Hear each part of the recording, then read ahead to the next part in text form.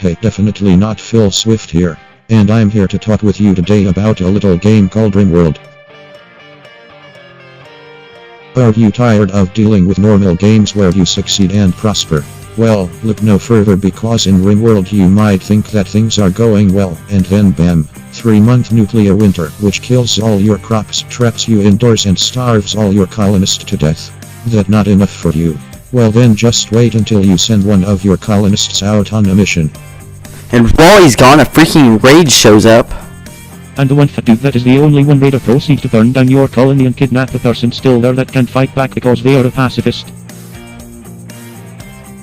And you too can own Rimworld for just the low price. Forget it, I'm leaving. So Rimworld is a colony management game similar to Oxygen Not Included, aka Advanced Chemistry in Disguise, Dwarf Fortress, which is an ancient undeciphered rune, and Fallout Shelter, which sucked. So, right off the bat, first things you might notice about Rimworld are the graphics are really simple, and well, yes, they are. But don't let that discourage you from getting the game. The graphics grow on you after a while, and honestly, they are kinda nice once you get used to them. And this game looks pretty complicated.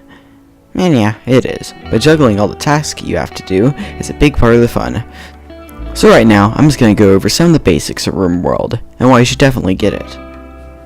In Edgeland, you are crash landed on a distant planet. Though you get to select the people you want, they are definitely not professional survivors. They will get addicted to things, have mental breakdowns, and stare up at the clouds for hours on end.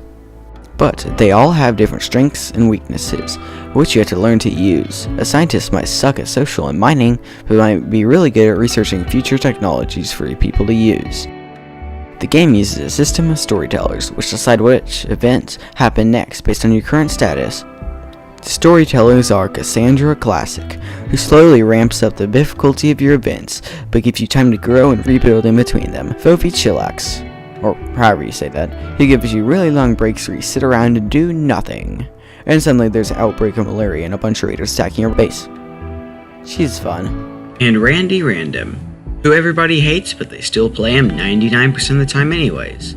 You will know why they hate him if you just pick him. I dare you. In order to complete the game, you must build a spaceship to escape the planet you crash landed on. To do this, you need to research the technologies needed for a ship, build the ship by finding all the resources you need, and get the heck off this big space rock. But the real meat of this game is found in between crash landing and the final goal. As with most games. Random events will also happen to your base. Most of them are bad. The rest are also bad. But yeah, every once in a while you might get a new slave, colonist, or asteroid that has some material that you needed. Or didn't need. But 99% of the time, it's just bad. While I'll leave you to find out for yourself some of the things you can do in this game, I'll just say this. There are a lot. In my definitely humble opinion, Rimworld is the best colony management game out there. Oxygen Not Included, while great and another one I would recommend to you, it can be very overwhelming with complicated systems, mechanics, and well, freaking chemistry. And Dwarf Fortress is also very overbearing.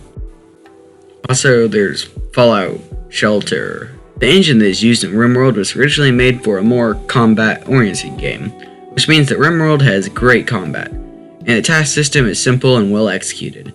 The sound is tasty, the variation is great, and the storytellers are an amazing idea, and the amount of events is fantastic.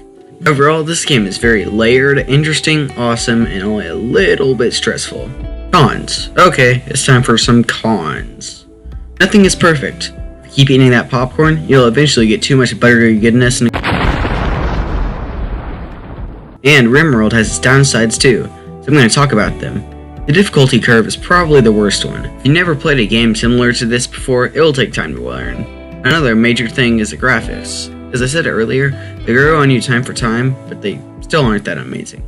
Some things need some serious work like the eating animation, and also, the extremely long time to complete the game can be a con. Most of the time I see people completing the game and posting a picture on Reddit, they spend 100 plus hours on a single colony. This is honestly kinda daunting. Some of the events might seem unfair or unfun, and it can sort of just be really annoying when you spend a very long time on a colony and it just out of nowhere crumbles to dust. so it can be pretty funny too. The game's future is pretty clear now. After nearly 6 years in development, it has finally come out of early access and released 1.0 on Steam. It most likely won't come to any platforms other than PC, mostly because of the high CPU usage of the later stages of the game, and the fact that it is just a PC game in general. The developer is, at this point, polishing things up and adding small features and stuff to the game. The modding of this game is just great. The mods are easily accessible through Steam's workshop and cover so many things. Do you want to be able to turn your Yorkshire Terriers into monsters? Got a mod for you. Want to have many new mental disorders in your game? Well, got a mod for you. And don't worry, that's not all. There are so many more useful and useless mods for this game, and if there isn't something in the game, chances are somebody's made a mod about it. And I have some suggestions for mods for you. And yes, you. When you play, the first few hours should be completely vanilla. But a few that you should eventually get are EMB Prepare Carefully, which lets you fully customize your starting colonist, expanded prosthetics and organ engineering, a dog said, which gives you animal prosthetics, rim fridge, which gives you fridges, Finches and Floors, which gives you finches and a few more floors, RPG style inventory, which upgrades the inventory, wall light, which lets you place a light in the wall, it looks really cool, replace stuff, which lets you change out wood walls with stone walls and vice versa, fish industry, which lets you fish, glitter tech, which adds a lot more stuff to the game, and so many more. Okay, in conclusion, there is not a reason out there I can think of that would make me not recommend you to get this game right now.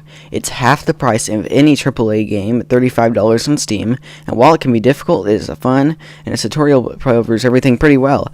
I would recommend this to you if you like base building strategy, don't mind spending a very long time on a game, and if you have Steam, because you need Steam, to buy it.